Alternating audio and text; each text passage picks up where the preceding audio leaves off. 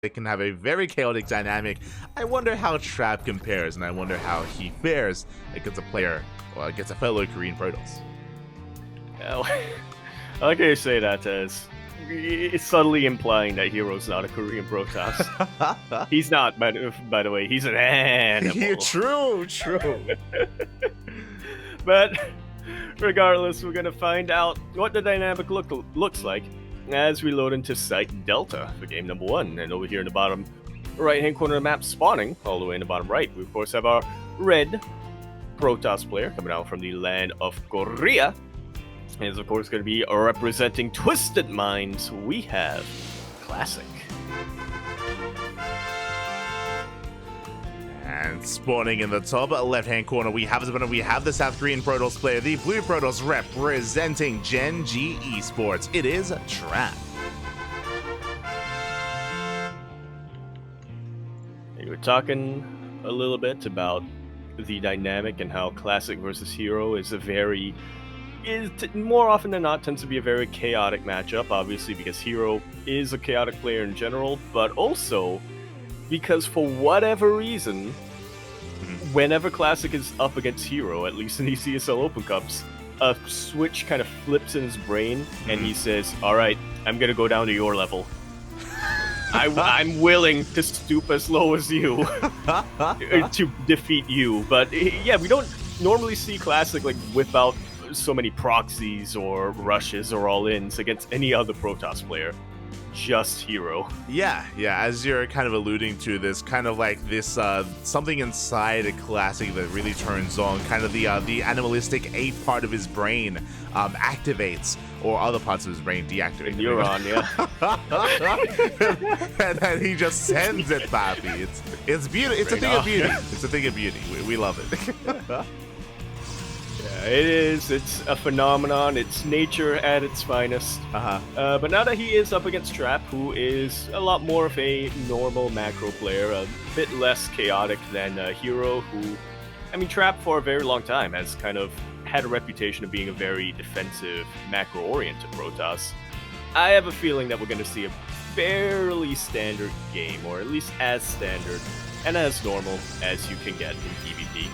Yeah, as we're loading into Site Delta, for those that are curious, Site Delta is one of those maps where you can open up economically. It's going to be a gate, cyber, into tech structure, Stargate opener from both Classic and Trap into an expansion, so very economic. Because both players went Stargate, both players should be going Phoenix. There we go, Phoenixes have begun, and both players should not stop making Phoenixes. This should be the beginning of Phoenix Wars. It is possible to deviate, it is possible to cut Phoenix production and go for a Blink-based follow-up, but it's very difficult to pull off. More often than not, when we see Phoenixes being made, you gotta commit. Yeah. It's like watching a CW show.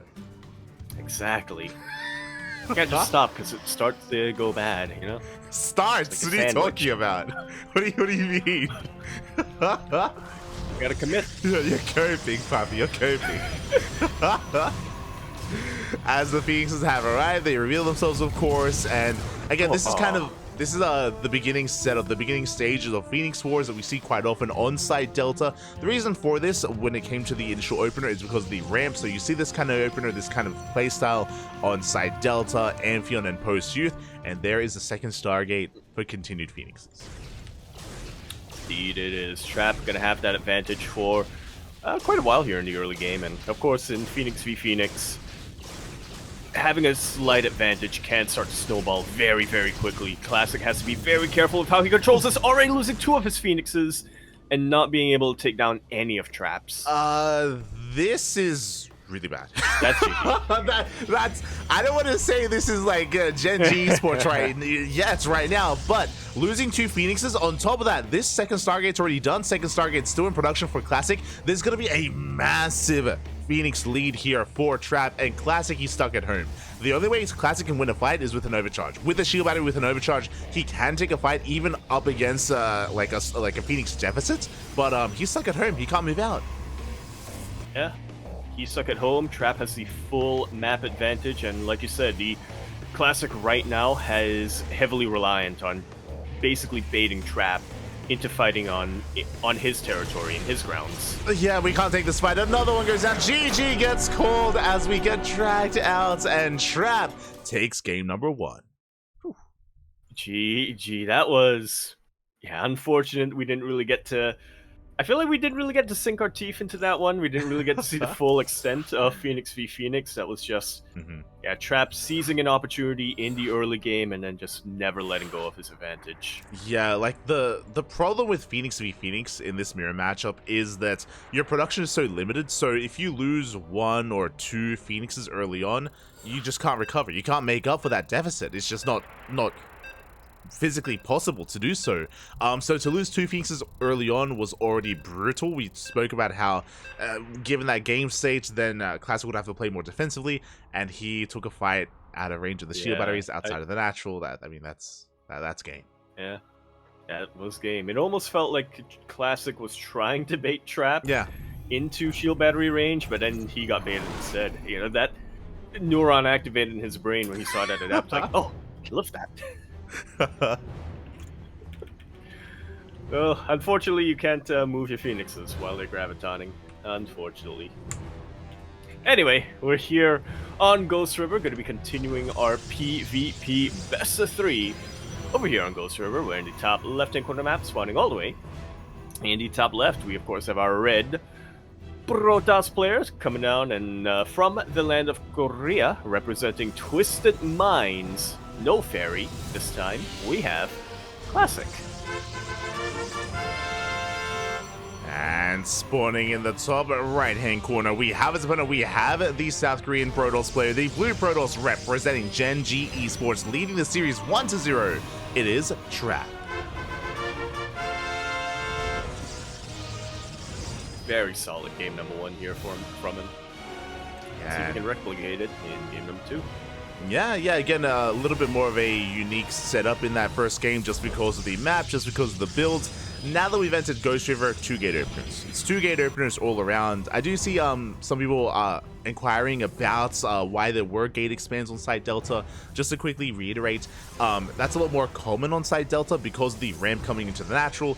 On a map like Ghost River, there's no ramp. There's no ramp. It's, of course, a lot more shorter as well, so that kind of playstyle is a lot more map dependent. Here we should be seeing more of a standard like PvP. Yeah, at least I hope so. Yeah. So we should be seeing the neuron, the animalistic reptile switch might have flipped. Oh yeah, and when I say standard opener, right? Like this can still lead into a 1 base all in. I mean, we're on Ghost River, right? Like we're on Ghost River. Yeah. This could lead into hyper aggression as well, but early on it's going to be 2 gate openers, and we have our units of choice. Yeah. Oh, interesting deviation. So Trap going to be a bit more aggressive here with double adept. Classic on the other hand, 1 zealot, 1 sentry. Yeah, so this is this is a very greedy build. The reason why he made the Zealot was to make it look like he was making 2 units. So he like deceives the probe into believing it's going to be a standard opener. You cancel Zealot, throw down the next as quickly as possible. So a very greedy build, Classic, basically opening up with 1 unit. Yeah, like so, and something you can't get away with nowadays. Sentries. True. They're pretty good. It's basically 2 units. They're pretty good in PvP, exactly. I mean, just look at the army supply. It's 2 sentries, 2 adepts. Just ignore the fact that Classic is building a stalker as well. Classic higher on supply. Yeah. True. As the adepts have arrived, we do defend with our initial sentries as a shield battery that's about to finish up, and Hallucination is moving out across the map towards that natural base, getting scouting information, getting a read on what Trap is up to. Which is pretty normal stuff. Is going to be the answer here, and it's going to be what Classic discovers. Oracle first. You see a Twilight Council has a follow-up here from Trap. Yeah, interesting. So now we're fully aware of the Oracle, so back at home, there we go, shield batteries on the way, we should be warping in some Stalkers, we're getting ready for the Oracle aggression. Meanwhile, Classic is going for his own Stargate, so I'm curious if Classic will be investing into Phoenixes because he confirms the second Oracle. Interesting. Okay, so yeah, Classic should know that with 2 sentries and 1 Stalker, he technically has enough to defeat the Oracles, but it's very much reliant on him being in the right place at the right time. The Adepts also managed to shade in here and are going to get even more probe damage. Unfortunately, we don't have Game Heart. We don't. So we will have to open up the unit slots tab. 6 probes already going down. The Oracle gets recalled the hell away from here. But already, some really nice damage here for Trap. Yeah, very nice damage by Trap, able to get 6 probes so far. Classic does now have control of the map with Phoenixes and with Stalkers, that is true. Meanwhile, the second Oracle was cancelled, so thankfully Trap didn't overinvest, but that first Oracle still alive, does skirt around the edge of the map. And can we defend back at home with our pure Stalkers with the shield battery in the overcharge? We can. We absolutely can, and Classic is well aware of that as well. Invested a little bit more into Phoenixes. Oracle now out of energy. Recall is on cooldown. So yeah, it looks like this Oracle is not gonna survive this particular harass. But again, just one Oracle. Yeah, and one Oracle, I mean, that's well worth the amount of damage that we dealt earlier. Meanwhile, I do love that Classic is going for his own Oracle. Now that he has map control, he knows that he is safe to do so. Now Trap has to be the defender. Indeed, he does. He's not going to be able to get a third base for a while. I'm loving the looped Phoenixes with the real Phoenixes. We tank some shots. We do take a couple of hits. Fortunately, only 1 probe goes down in this harass, but it could have been 0 probes. Yeah, pretty nicely done here. At the same time, Oracle heads towards that natural base. Blink is not quite done for Trap, but we zoned the Oracle away. We confirmed it's a real Oracle as well, just in case we might have thought it was going to be another hallucination. And Classic backs up. Classic is actually the first to expand. Yeah, he has map control, so may as well. Trap has been building up his Stalker count behind all of this, though. Blink just finished up for him, and now he's looking to deal even more damage, apply even more pressure. This ward? Oh, Stasis does catch 3 Stalkers. We dive on top of the army, and do we still have enough regardless? The shield battery finished up just in time, and it looks like with the help of the shield battery, we can barely force this back. Just barely. But we do have a couple of reinforcements coming in here. Classic a little bit too far away from shield battery range. Stalker goes down, Sentry goes down, and now the rest of the Stalkers are here. No battery overcharge available. That Nexus is not complete yet. But with the arrival of the Immortal, Trap knows he cannot stay here for too long. Yeah, we barely do defend. Bearing in mind the Classic has not thrown down the Twilight Council, so he does not have Blink of his own. He's relying on Immortals, on Phoenixes, on a bit of a greater tech investment instead to survive the aggression of Trap. Bearing in mind, Trap can avoid this position, though. He has more mobile army. He can avoid those shield batteries. Indeed he can, and we kind of saw that a little bit. I don't think Trap has realized that Classic doesn't have Blink, though. Yeah, he does pull back.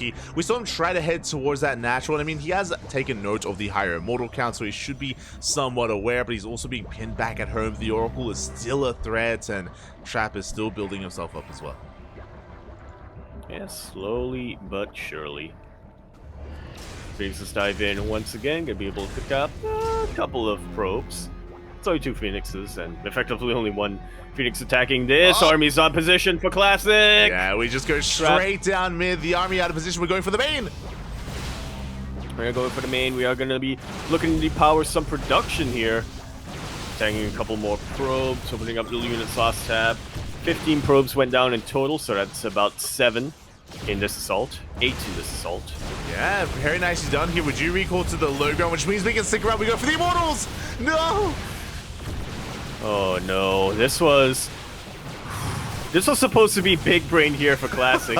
Recalling to be able to cut off the Blink, but Trap remain cool, assess the situation, realize, wait a minute, if you're recalling down there, you're not gonna have enough to defend up here, and so he just stands his ground. Oh my god. Oh no. I mean, this is the power of Blink, right? Just outmaneuvering, out positioning your opponent here left and right. Classic unable to keep up, bleeds out the Forge, bleeds out some production, as well as Immortal, so very nice push there from Trap, and we're not done. We've reinforced, and now we're moving out with charge. I cannot believe Trap didn't take the bait. You know what? He is a higher being. He is has higher reasoning. There you go. I mean, it was a really clutch decision to make there to not blink down to the low ground. So just really smart plays out of Trap. He does focus on the reinforcing Immortal. Shield battery as well. GG gets called as we go for the kill, and Trap takes the series.